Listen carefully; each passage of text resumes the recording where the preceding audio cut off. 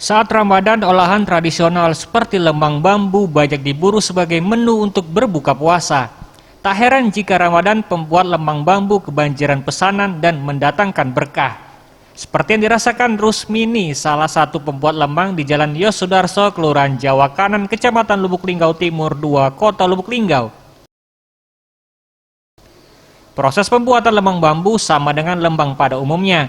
Jika biasanya lemang bambu menggunakan daun pisang, namun lemang bambu menggunakan daun larek. Menurutnya lemang daun larek dipercaya mampu menurunkan kolesterol.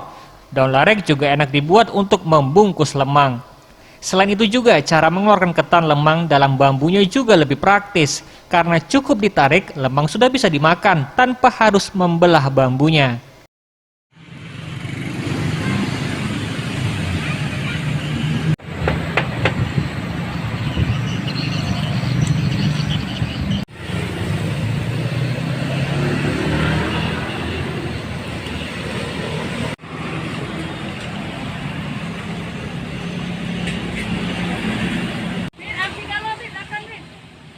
Ada khasiat kesehatan, meresap lemak, jadi kolesterol juga agak terhindar, jadi nggak ada masalah kalau untuk makan lemang, tidak hidang.